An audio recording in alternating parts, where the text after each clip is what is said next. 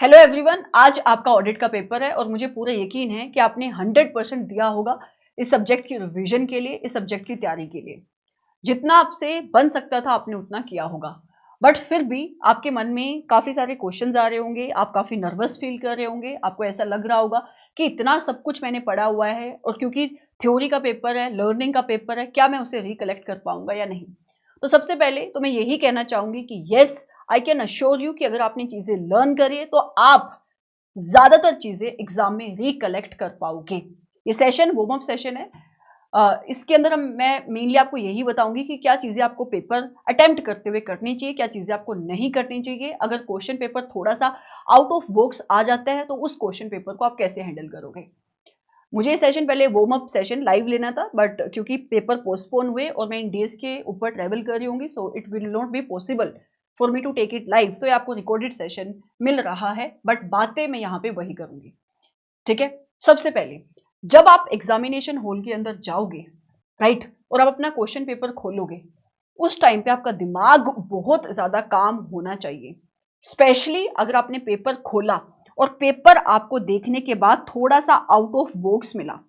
अभी ऑडिट में क्या हो सकता है आउट ऑफ बॉक्स का मतलब? ऑडिट में ये हो सकता है कि जो पेपर, जो क्वेश्चंस आपने पढ़े हैं क्लासेस के अंदर क्वेश्चन बैंक में, उनकी ड्राफ्टिंग चेंज हो गई है, या जिस तरीके से इंस्टीट्यूट ने उन क्वेश्चंस को पूछ लिया है वो पूछने का तरीका चेंज हो गया है। जिससे क्या होता है, आप 4-5 क्वेश्चन ऐसे देख लेते हो क्वेश्चन पेपर के अंदर तो आपको लगता है बड़ा मुश्किल पेपर आ गया, और जैसे आपके दिमाग में बैठ जाएगा बड़ा मुश्किल पेपर आ गया, जो क्वेश्चन बनते भी हैं वो भी आप अच्छे से अटेम्प्ट नहीं कर पाओगे। सो आपको उस सिचुएशन में काम रहना बहुत इंपॉर्टेंट है।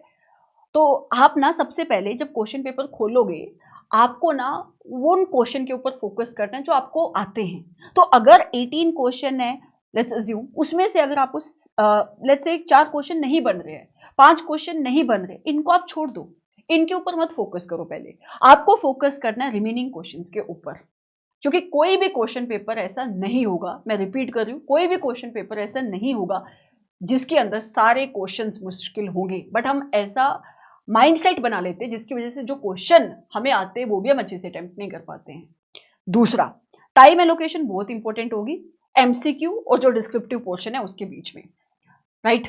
तो आप ना खोल के देखना कि यार एमसीक्यू में पढ़ रहा हूँ, क्या मुझे एमसीक्यू बन रहे हैं। केस स्टडी आपको एक ना प्राइमा फेसी पता लग जाएगा कि ये मेरे से बनेगी या नहीं बनेगी।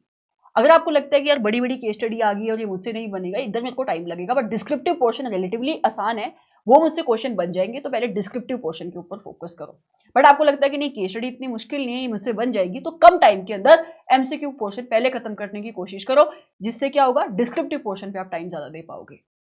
तो टाइम एलोकेशन बहुत इंपॉर्टेंट है और ये चॉइस बहुत वाइजली आपको करनी पड़ेगी, क्योंकि सीए फाइनल में अभी यही हुआ। एमसीक्यू का जो उनका पोर्शन आया था 30 नंबर का, वो बहुत बड़ा था और ज्यादातर बच्चों का पेपर इसी वजह से अच्छा नहीं गया क्योंकि उन्होंने एमसीक्यू पहले पिकअप किया।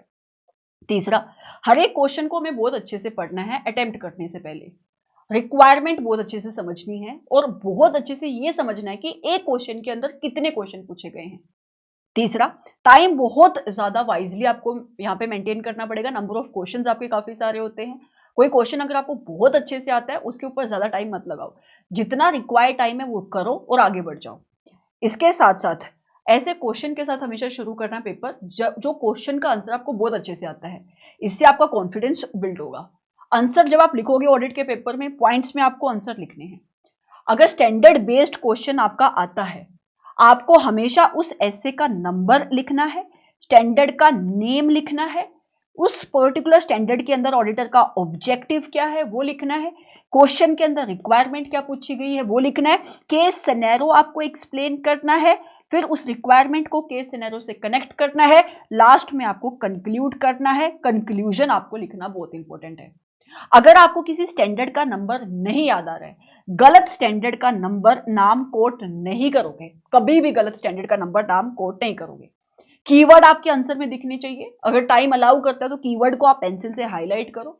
हमेशा सारे क्वेश्चन अटेम्प्ट करोगे, बट अभी तो आपने बोला कि क्वेश्चंस में कुछ ऐसे क्वेश्चन हो सकते हैं जो मुझे नहीं आते हैं, तो बेटा ऐसे क्वेश्चंस को आप बाद में पिकअप करो। तो आपको कुछ तो आता होगा, instead of leaving the blank paper it is always advisable कि आप कुछ ना कुछ लिख कर आओ, मतलब फालतू कुछ नहीं लिखना है। इसके साथ साथ थ्रू आउट द एग्जामिनेशन हम एक वर्ड यूज करते हैं ना ऑडिट में, you have to maintain the attitude of professional scepticism. You need to be very alert कि क्वेश्चन क्या पूछ रहा है और मैं क्या लिख रहा हूं। लेकिन कुछ ऐसी चीजें जो आपको नहीं लिख करनी चाहिए, जैसे कि बड़े बड़े पैराग्राफ, ये आपको नहीं यूज करना चाहिए। जैसे कि इरेलीवेंट पॉइंट आप लिख रहे हो जस्ट अपनी आंसर शीट फिल करने के लिए, उसका कोई फायदा नहीं है। आप कुछ भी कहानी बनाओगे, आपको मार्क्स नहीं मिलेंगे। आपको मार्क्स सिर्फ मिलेंगे रेलिवेंट पॉइंट लिखने के। कोशिश करो कि ज्यादा कटिंग ना हो आपके पेपर के ऊपर, ओवर राइटिंग ना हो। मतलब अगर आपने कोई वर्ड लिख दिया है ना, उसकी ओवर राइटिंग मत करो। इट इज प्रेफरेबल कि आप उसको काट के दोबारा से लिख दो। कटिंग भी ज्यादा नहीं होनी चाहिए। कोई भी अपनी खुद की लैंग्वेज, स्लैंग वगैरह आप मत यूज करो। कीवर्ड आपके आंसर के अंदर दिखनी चाहिए, ठीक है। हमेशा पहले क्वेश्चन को समझो कि क्वेश्चन क्या पूछ रहा है, फिर आप लिखना शुरू करो। अगर आप बिना समझे लिखना शुरू करोगे तो कटिंग आपके पेपर में ज्यादा होगी। आपको ये कोशिश करनी है, लेट्स से कि अगर एक क्वेश्चन है, क्वेश्चन नंबर 1, उसके अपने को 3 पार्ट अटेम्प्ट करने हैं, तो part number 1, part number 2, part number 3 और पार्ट नंबर डी, ये एक ही साथ हो। मतलब ऐसे नहीं होना चाहिए कि क्वेश्चन नंबर 1 का एक पार्ट कहीं पे है और दूसरा पार्ट कहीं पे, तो एग्जामिनर थोड़ा सा पजल हो जाएगा, राइट। आप इनका सीक्वेंस चेंज कर सकते हो। क्वेश्चन नंबर 1 का पार्ट नंबर बी आप पहले कर लो, ए आप बाद में कर लो, so that will work. But आपको कोशिश यही करनी कि सारे पार्ट आपके क्वेश्चन के एक ही साथ हों। तो अगर आप इन चीज़ों को ध्यान में रखोगे और जो आपने पढ़ाई करी है उनको रिकलेक्ट करने की कोशिश करोगे, तो आप अच्छे से पेपर अटेम्प्ट कर पाओगे।